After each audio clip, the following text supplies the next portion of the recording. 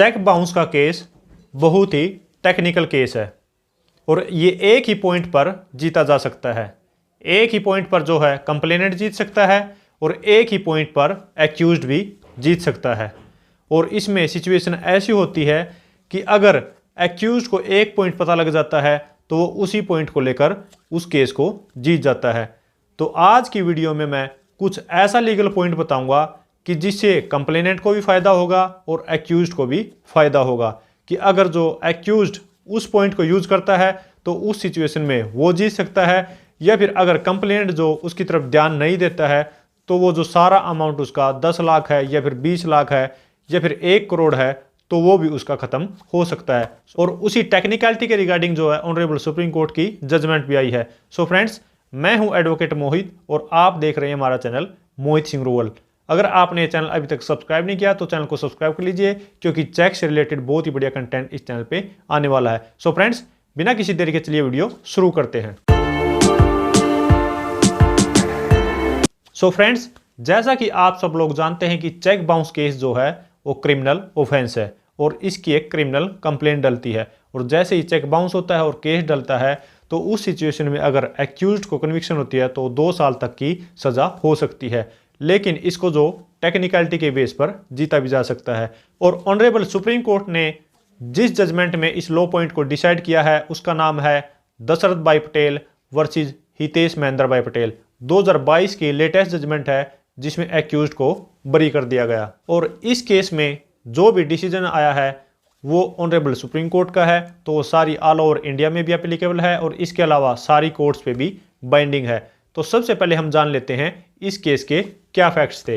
इस केस में एक पर्सन ने अपने रिलेटिव से 20 लाख रुपए उधार लिए और उस उधार को चुकाने के लिए उसने जो है चेक दे दिए।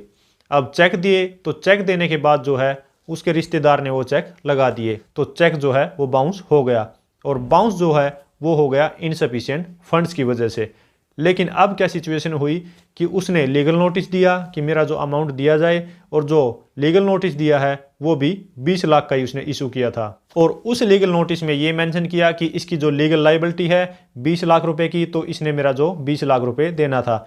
अब लीगल नोटिस पे वो पेमेंट नहीं हुई, फाइनली जो है केस चल पड़ा और ट्रायल कोर्ट ने इस केस में जब कंप्लेनेंट की एविडेंस हुई तो एक्यूज्ड की तरफ से जो एडवोकेट था उसने क्रॉस किया और क्रॉस में कंप्लेनेंट ने ये एडमिट किया कि मेरे पास जो अप्रोक्सीमेटली 4 लाख रुपए आ चुके हैं और वो 4 से 5 बार अलग अलग डेट्स पे जो एक्यूज्ड ने दिए हैं। तो इस सिचुएशन में उसने चेक लगाया है 20 लाख रुपए का और उसके पास जो 4 लाख रुपए अप्रोक्सीमेटली 4 से 5 अलग अलग डेटों पे आ भी चुके थे। तो अब फाइनली जो है इसमें लीगल इशू ये था कि जो उस पर्सन ने चेक को लगाया वो लगाया 20 लाख रुपए का। हालांकि उसको जो चेक है वो 20 लाख रुपए का मिला था, लेकिन अब चेक जो उसने लिया और जिस टाइम वो चेक लगाया तो इस गैप पीरियड में उसको 4 लाख रुपए भी एक्यूज्ड की तरफ से मिले हैं। लेकिन फिर भी उसने वो जो चेक है वो 20 लाख का लगा दिया। उसकी बैक साइड में कोई भी इंडोर्समेंट नहीं की कि मैंने जो है 4 लाख रुपए ले लिए हैं और इस चेक को सिर्फ 16 लाख रुपए के लिए लगाया जाए। उसने कोई भी ऐसी इंडोर्समेंट जो नहीं की। अब पहली बात जो उसने चेक लगाया वो 20 लाख रुपए का और जो लीगल लायबिलिटी है लीगल नोटिस में वो भी उसने 20 लाख रुपए की लगाई। और इसके अलावा जो उसने केस डाला वो भी 20 लाख रुपए का डाल दिया कि इसने मेरा 20 लाख रुपए देना है और इसकी जो लीगल लायबिलिटी है, क्योंकि अब यहाँ पर जो लीगल लायबिलिटी है वो सिर्फ 16 लाख रुपए की प्रूव हुई और उसने चेक की बैक साइड में कोई भी 4 लाख रुपए की इंडोर्समेंट नहीं लगाई और कोर्ट से ये बात भी छुपाई है कि इसने 4 लाख रुपए दिए हैं, सिर्फ वो क्रॉस एग्जामिनेशन में उसने एडमिट किया है।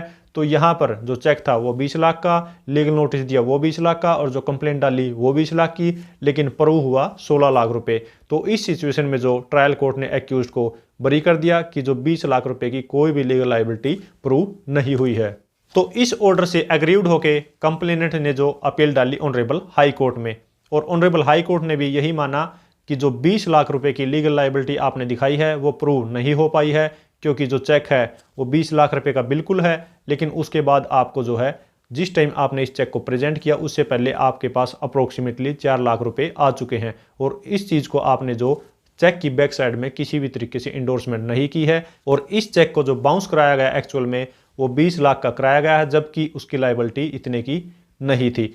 तो यहाँ पर भी जो हाई कोर्ट ने उसकी अपील को डिसमिस कर दिया और एक्यूज्ड को एक्विट कर दिया। अब फाइनली जो है ये केस गया ऑनरेबल सुप्रीम कोर्ट ने, और ऑनरेबल सुप्रीम कोर्ट ने भी यही फाइंडिंग दी कि जो चेक लगाया गया है वो 20 लाख रुपए का लगाया गया है, लेकिन उसकी लायबिलिटी 16 लाख रुपए की थी। तो उसको जो है वो मैंडेटरी बैक साइड में चेक की वो इंडोर्समेंट लिखनी थी कि मेरे पास जो 4 से 5 डेट में अलग अलग इतना अमाउंट आ चुका है, तो इस चेक को सिर्फ 16 लाख रुपए के लिए बाउंस करवाया जाए। हालांकि उसने कोई भी ये उसके बैक साइड में राइटिंग नहीं लिखी है, कोई भी इंडोर्समेंट नहीं की है, और ना ही उस रिकॉर्ड को वो केस में लेके आया खुद। और इसके अलावा ऑनरेबल सुप्रीम कोर्ट ने ये भी कहा कि उसने जो लीगल नोटिस है वो 16 लाख रुपए की लायबिलिटी के लिए देना था, और जो चेक बाउंस का केस है वो भी 16 लाख रुपए की लायबिलिटी के लिए लगाना था। तो यहां पर उसने जो टोटली ये गलती की है 20 लाख रुपए की लायबिलिटी क्रिएट करके, जबकि एक्यूज्ड की इतनी लायबिलिटी नहीं थी। तो फाइनली जो है ऑनरेबल सुप्रीम कोर्ट ने भी एक्यूज्ड को एक्विट कर दिया। सो यहां पर एक्यूज्ड के लिए भी एक चीज है सीखने के लिए, और कंप्लेनेंट के लिए भी। कंप्लेनेंट के लिए ये है कि अगर जब भी उसको कोई चेक मिला है और जब वो उस चेक को प्रेजेंट कर रहा है, तो उस सिचुएशन में इन बिटवीन अगर उसके पास कोई भी अमाउंट आता है तो वो उसको चेक की बैक साइड में इंडोर्समेंट करनी है, और लीगल नोटिस में भी वही क्लेम करना है और जो चेक बाउंस के केस में भी।